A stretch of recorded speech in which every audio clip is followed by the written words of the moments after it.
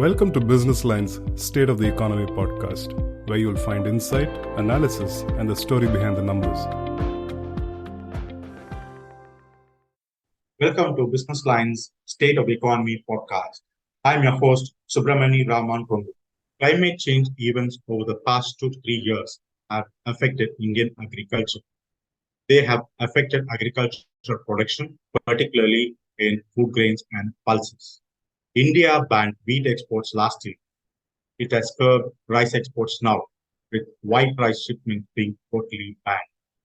Prices of pulses have increased over the last few months. This year, the southwest monsoon, a crucial factor in India's agriculture, has been abnormal with a prolonged dry period in August. Though the deficiency in monsoon rainfall down to 7% thanks to rains in September, the showers have not been widespread and uniform. This has posed problems. So, what is in store for Indian agriculture this year? What do I need to monitor? What can the government do? We have with us today Mr. CA Aditya Sesh, member of the expert committee in the Ministry of Agriculture and Farmers Welfare. Now, Sesh believes all markets are connected from the farm to the fork, and hence no one issue can be seen. Welcome to Business Line State of Economy podcast, sir.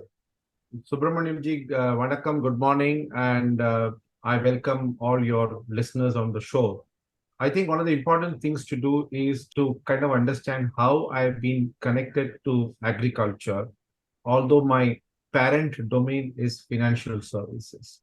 Many of the things that we do on the financial services side, especially that is connected with price discovery, that is connected with how the market behaves, the consumer behavior, the demand and supply, all in one way or the other reflect on the agriculture market. Ultimately, all of these have to be connected. You cannot have markets in silos. And therefore, production market is today connected to the mandi. The mandi is now connected virtually through eNAM. The eNAM is slowly talking to ONDC.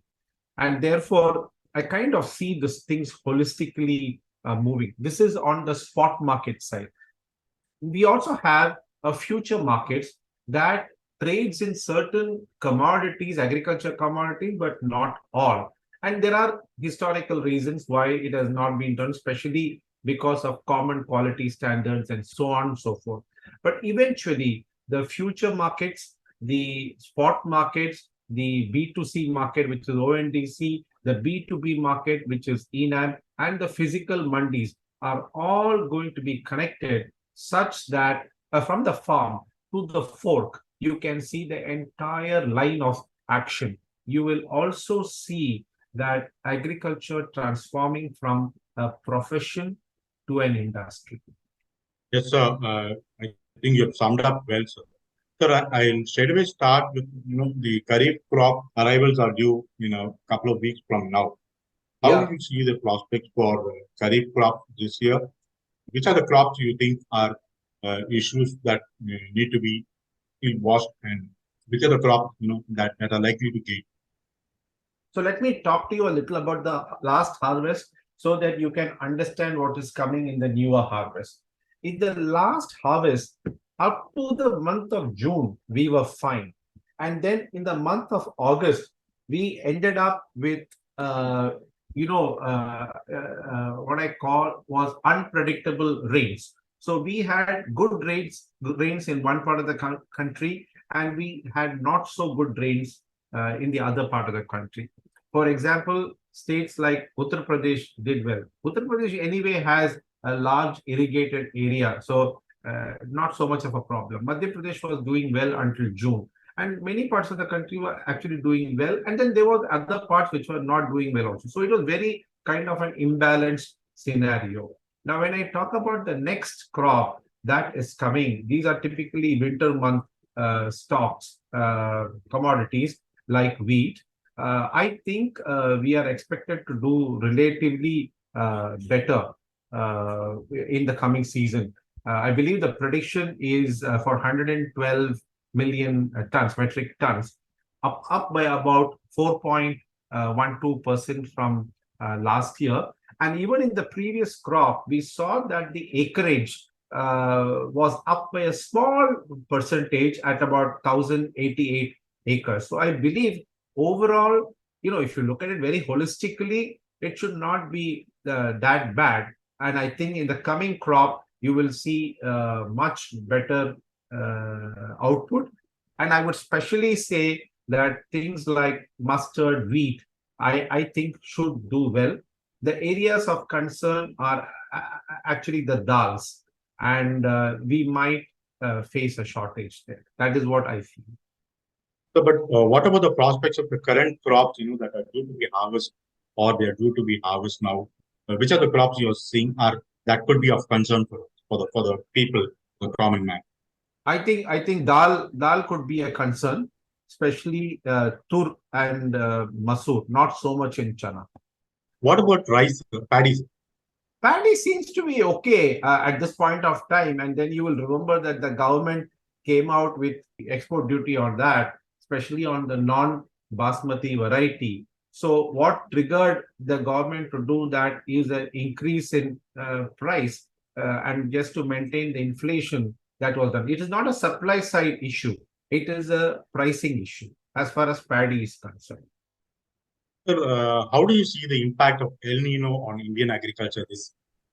Worldwide, I can see that agricultural commodities are under production stress. In fact, over the years, I see a little bit of food crisis and the prices going up. So there is inflation around the world. You will know and you will appreciate that the Western economy, the European economies experienced inflation rates as high as 8% in 2022. America went up to about 6.5%, it's at 3.5%. A lot of these are also food inflation. So definitely there is a worldwide stress, and they say most of it is due to El Nino, and the same impact is there here. But the difference I see here is that it is being actively managed. So El Nino, to answer your question, does have an impact. And one of the things that you see as the effect of El Nino is this imbalanced rain that you're seeing across the country. Surplus in some, deficient in another. Ukraine war is also another Oh yeah, issue definitely. that's pushing up. That is, yes. So Ukraine war has definitely been a contributor, because you know that huge quantities of wheat are stuck in the Odessa port, and both the parties are fighting. Turkey is involved in this.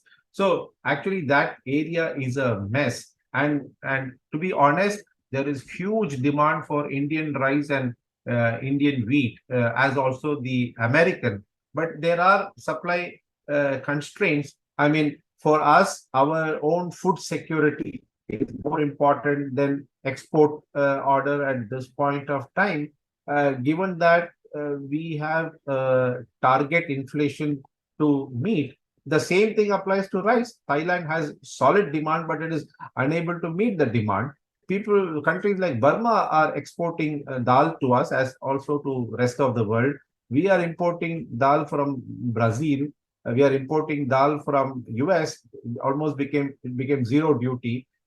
We have moved away from China to Australia for dal. So you can see all these patterns, and it is actually a global event as far as food is concerned.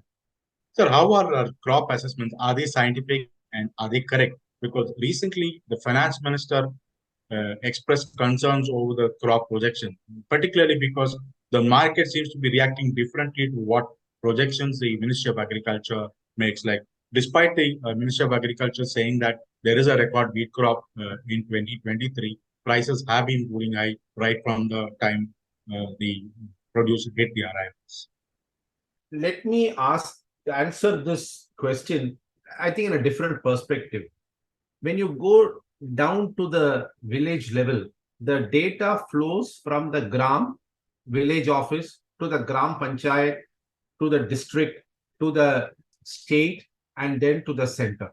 And these are done through returns that have to be filed at various levels. when there is so much of manual reporting to be done, you can always sense that there are data entry mistakes. And also add to the fact that always it is not the correct quantity that is reported by the farmers themselves for various reasons. The government is addressing that through very strong data entry programs. It is being cross-checked, but this is a huge country and it is not easy. I mean, there are 11 crore farmers in this country. On an average, the size of the holding is under 2 acres compared to 444 acres in the United States. In the United States, all I'm told there are all of 17,000 to 20,000 agriculture families. So you take 4 times that. So we simply have a large number of people who are working in this sector, and so data entry may not be perfect. So the problem, which is the data itself.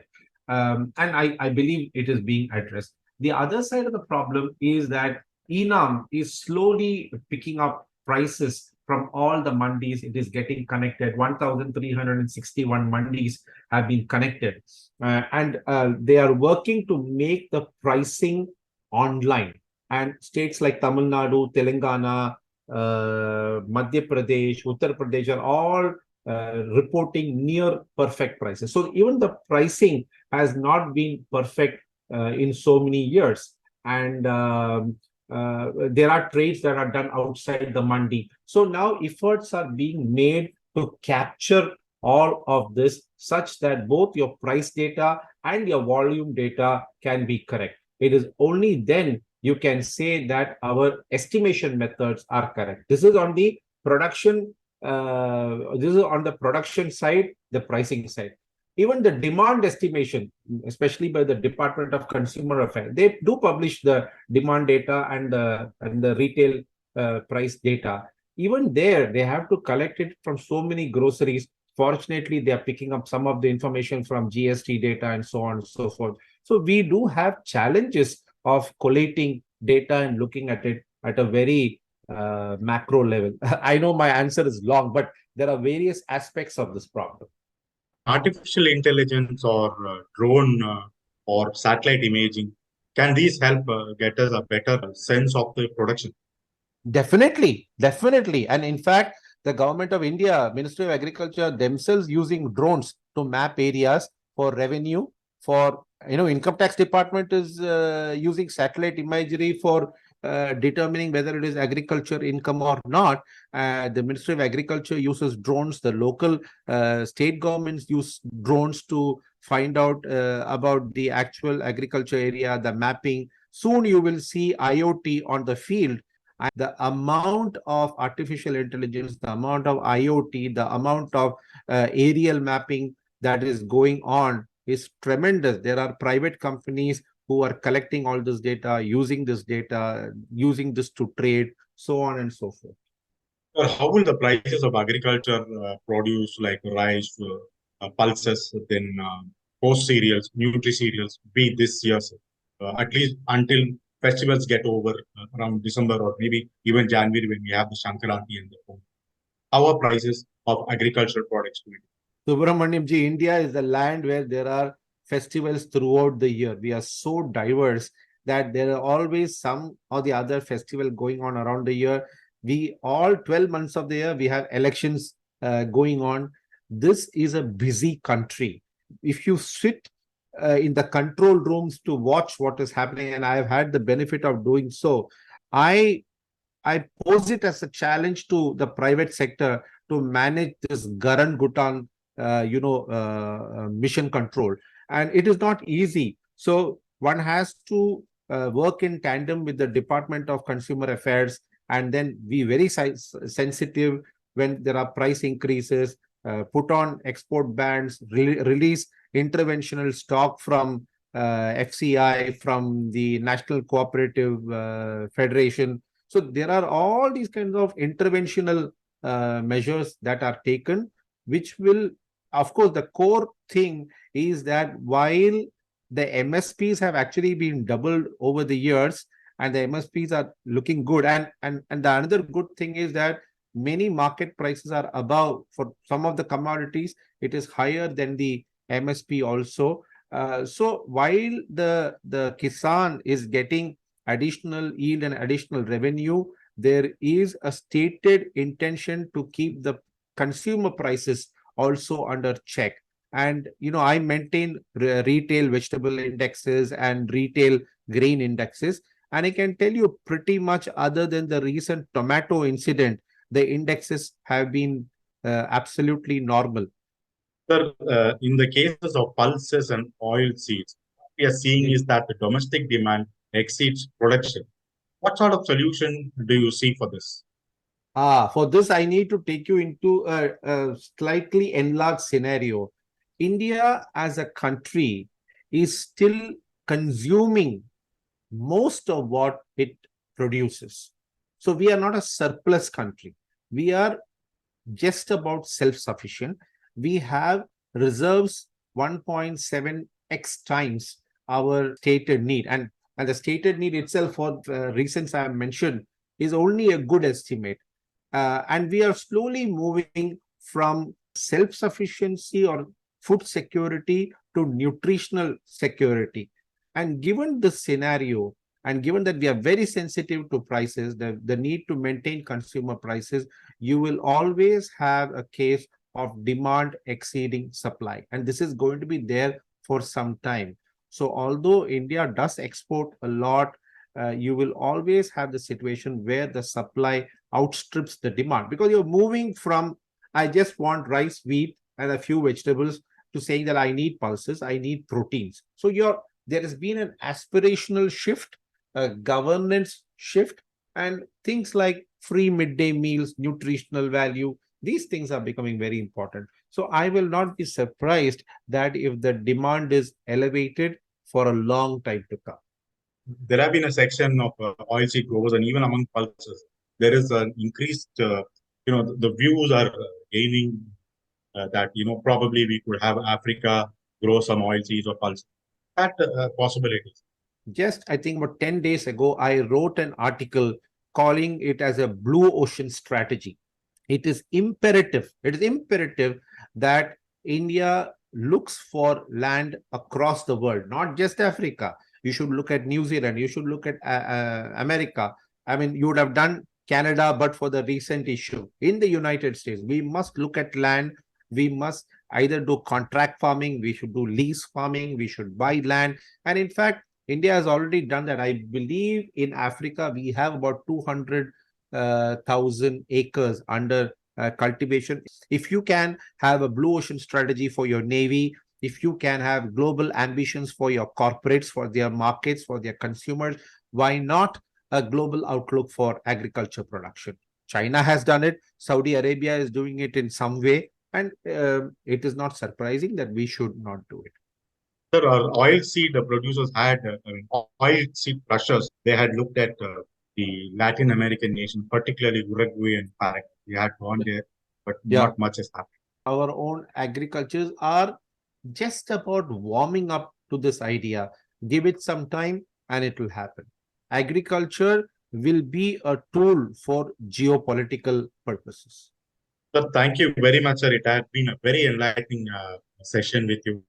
I leave you with the thought that we should never look at anything in isolation. Agriculture is connected to economics. Agriculture is connected to finance. Agriculture is connected to politics. Agriculture is connected to geopolitics. It is connected to sovereign nations. Unless you don't look at it holistically, you will never understand the algorithm behind the equation. Thank you very much.